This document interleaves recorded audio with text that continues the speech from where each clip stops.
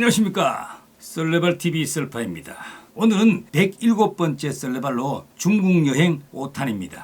중국 당나라의 3대 시인 중에 한 사람인 백거이의 삶과 시에 대해서 썰을 한번 풀어보고자 합니다. 백거이는 중국 당나라 때 시인이지요. 허난선 낙양부군의 신정 사람입니다. 자는 낙천으로 흔히 백낙천이라고도 많이 불리워지고 있습니다. 호는 향상거사 혹은 취음선생이라 불리웁니다. 그는 총명하여 5살 때부터 이미 시 짓는 법을 배우고 27세에 진사시험에 급제하여 한림 학사가 되어 여러 관직을 거쳤다고 합니다.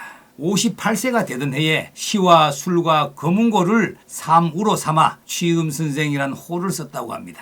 또한 옛 친구들이 세상을 모두 떠나자 향산사를 보수 복원하여 향상거사란 호를 쓰게 되었다고도 합니다. 썰레발TV 구독자 여러분, 오늘은 백거이의 삶과 시의 의미에 대한 이야기입니다. 알아두면 쓸모있는 지식이 될 것입니다. 중국 문학을 말할 때 당시라는 표현을 쓸 정도로 당나라 때는 시문학의 황금기였습니다. 일반적으로 당시 송사라고 부르는 이유가 바로 여기에 있습니다. 백거이는 202보와 함께 당나라의 3대 시인으로 알려져 있습니다. 또한 같은 시기 시인인 한유와 함께 이 네 사람을 한데 묶어 중국에서는 이두한백이라 부르기도 합니다. 현재 백거이의 시가 3,800여 수가 전해지고 있지요. 대표작으로는 장한가, 비파행, 요진사시, 메타농 등이 있습니다.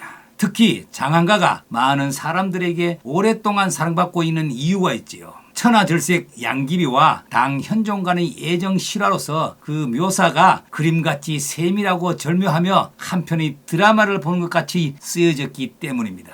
백거이의 시는 품격이 독특하고 문사가 평이하여 쉽게 전달되며 통속적이라고 합니다. 낭송하면 낭낭하고 또랑또랑하여 모든 사람이 쉽게 접할 수가 있었지요. 그래서 그때는 민간 거리마다 그의 시가 낭송되었고 광범위하게 전파되었다고 합니다. 지금까지도 가장 사랑받는 중국의 시인 중에 한 사람이라고 합니다. 일설에는 백거이는 한 잔 술을 마시고는 끄이 울면서 일필휘지로 시를 지었다고 해서 이름을 백거이라고 한 것이라고 합니다. 이번 여행에서 세계문화유산인 중국 3대 석굴, 낙양의 용문석굴, 도낭의 막고굴, 대동의 웅광석굴 그 중에 하나인 용문석굴을 둘러보았지요. 용문교 다리를 건너서 초입의 가평 계단으로 올라가 백거이가 18년 동안 살았던 향산사로 갔지요. 이 향산사에서 보는 이하 건너편 용문석굴 2345개와 17m 있는 봉선사, 노사나 대불 등은 개미집같이 한눈에 보였습니다. 향산사에서 10분 거리에 있는 백거이의 무덤을 백원이라고 하지요. 여기가 백거이가 벗들과 더불어 술을 마시고 시를 짓던 곳이지요. 묘원은 대단히 넓고 워낙 운치 있는 곳이라 마치 아름다운 정원 속을 산책하는 기분이 들었습니다. 멋진 산책길을 조금 따라 올라가다 보면 왼편에 낙천당이 보입니다. 그 안에 들어가 보니 백거이가 썼다는 시집을 비롯해 많은 서책과 지필묵 등이 진열되어 있으며 읽기조차 어려운 한자 글이 여기저기 많이 있었습니다.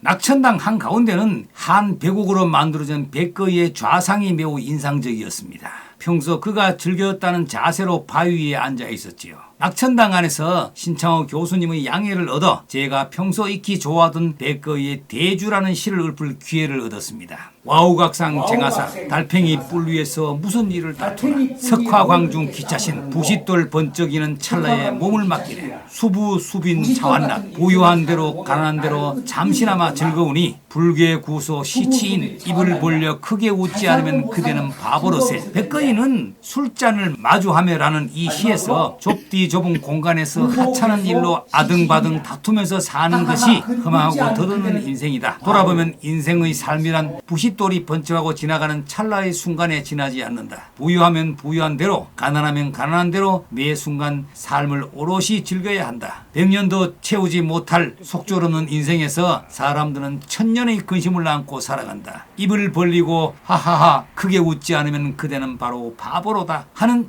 얘기입니다. 이 말은 즉 웃으며 인생을 즐기며 살자는 얘기가 아닌가 생각됩니다. 낙천대를 나와서 능선으로 조금 올라가면 비파봉이란 작은 봉우리가 나옵니다. 정상에는 나무와 잡초가 무성한 백거이의 무덤이 있었습니다. 이하라는 강이 내려다 보이고 건너편의 용문 석굴이 그대로 보이는 아주 풍광이 뛰어난 곳이었습니다. 무덤 앞에는 당소 부백공묘라고 적힌 비석과 백거이의 시 등 여러 비석이 세워져 있었습니다. 수십 개의 비석 가운데 눈여겨보면 취음 선생의 무덤 곁엔 1999년도 우리나라 백시 종친에서 세운 기념비도 있었습니다.